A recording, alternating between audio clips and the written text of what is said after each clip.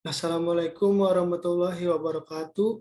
Perkenalkan nama saya Adam Suryananda, NIM saya 3121102977, kelas TI 21A1, Prodi Teknik Informatika, matkul Arsitektur dan Organisasi Komputer. Di sini saya akan menjelaskan tentang evolusi komputer.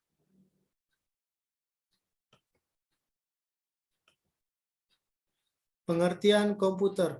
Komputer adalah sebuah mesin hitung elektronik yang secara cepat menerima informasi masukan digital dan mengolah informasi tersebut menurut seperangkat instruksi yang tersimpan dalam komputer tersebut dan menghasilkan keluaran informasi yang dihasilkan setelah diolah. Struktur dan fungsi utama komputer. Komputer adalah sebuah sistem yang berinteraksi dengan cara tertentu dengan dunia luar. Terdapat 4 struktur utama. Yang pertama, Central Processing Unit atau disebut CPU, berfungsi sebagai pengontrol operasi komputer dan pusat pengolahan fungsi-fungsi komputer. Kesepakatan CPU cukup disebut sebagai prosesor saja. Yang kedua, memori utama. Memori utama berfungsi sebagai penyimpanan data. Yang ketiga, I/O. I/O berfungsi memindahkan data ke lingkungan luar atau perangkat lainnya. Yang keempat, sistem interconnection.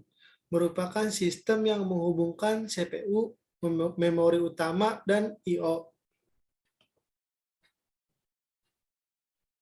Yang evolusi komputer. Komputer saat ini adalah evolusi panjang penemuan-penemuan manusia sejak dulu berupa alat mekanik dan elektronik 4 golongan besar alat pengolah data. Di antaranya adalah 1. Peralatan manual, yaitu peralatan pengolahan data yang sangat sederhana dan faktor terpenting dalam pemakaian alat adalah menggunakan tenaga tangan manusia. Yang kedua, peralatan mekanik, yaitu peralatan yang sudah berbentuk mekanik yang digerakkan dengan tangan secara manual. Yang ketiga, peralatan mekanik elektronik. Peralatan mekanik yang digerakkan oleh secara otomatis oleh motor elektronik. Yang keempat, peralatan elektronik. Peralatan yang bekerja secara elektronik penuh.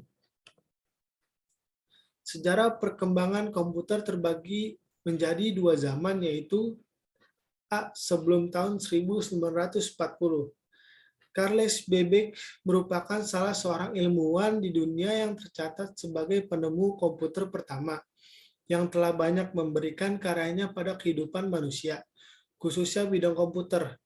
Mesin penghitung Defense Engine nomor 1 yang ditemukan oleh Charles Babbage pada tahun 1791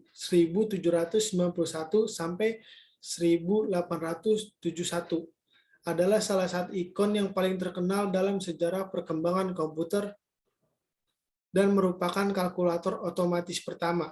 Babbage juga terkenal dengan julukan Bapak Komputer. The Charles Babbage Foundation memakai namanya untuk menghargai kontribusi terhadap dunia komputer. Charles Babbage lahir di daerah yang sekarang dikenal dengan nama Southwark, London 26 Desember 1791, anak dari Benjamin Babbage, seorang banker. Kelebihannya dalam matematika sangat menonjol. Saat memasuki Trinity College di Cambridge tahun 1811, dia mendapati bahwa kemampuan matematikanya jauh lebih baik, bahkan daripada tutornya sendiri. Yang B, setelah tahun 1940. Pengertian komputer berdasarkan generasinya. Yang pertama, generasi pertama, dengan terjadinya Perang Dunia Kedua, negara yang terlibat dalam perang tersebut berusaha mengembangkan komputer untuk mengeksploit potensi strategis yang dimiliki komputer. Yang kedua, generasi kedua 1959 sampai 1964, transitor. Pada tahun 1948, penemuan transitor sangat memengaruhi perkembangan komputer. Transitor menggantikan tub vakum di televisi, radio, dan komputer. Akibatnya ukuran mesin-mesin elektrik berkurang drastis.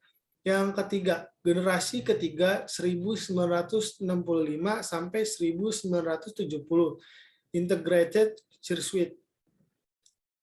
Walaupun transistor dalam banyak hal mengungguli tub vakum, namun transistor menghasilkan panas yang cukup besar yang dapat berpotensi merusak bagian-bagian internal komputer. Batu kuarsa atau quartz rock menghilangkan masalah ini. Judge Kilby, seorang insinyur di Texas Instruments, mengembangkan sirkuit terintegrasi atau disebut AC Integrated Circuit pada tahun 1958. Generasi keempat. Pada tahun 1970, mikroprosesor. Setelah IC, tujuan pengembangan menjadi lebih jelas mengecilkan ukuran sirkuit dan komponen-komponen elektrik. Large Scale Integration atau disebut LSI dapat memuat ratusan komponen dalam sebuah chip. Pada tahun 1980-an, Very Large Scale Integration atau disebut VLSI memuat ribuan komponen dalam sebuah chip tunggal. Ultra Large Scale Integration atau disebut ULSI meningkatkan jumlah tersebut menjadi jutaan. Kemampuan untuk memasang sedemikian banyak komponen dalam suatu keping yang berukuran setengah keping uang logam mendorong turunnya harga dan ukuran komputer. Hal tersebut juga meningkatkan daya kerja, efisiensi, dan keterandalan komputer. Chip Intel 4004 yang dibuat pada tahun 1971 membawa kemajuan pada IC dengan meletakkan seluruh komponen dari sebuah komputer atau Central Processing Unit memori dan kendali input atau output dalam sebuah chip yang sangat kecil. Sebelum IC dibuat untuk mengerjakan suatu tugas tertentu yang spesifik. Sekarang sebuah mikroprosesor dapat diproduksi dan kemudian diprogram untuk memenuhi seluruh kebutuhan yang diinginkan. Generasi kelima atau bisa disebut generasi masa depan. Mendefinisikan komputer generasi kelima menjadi cukup sulit karena tahap ini masih sangat muda.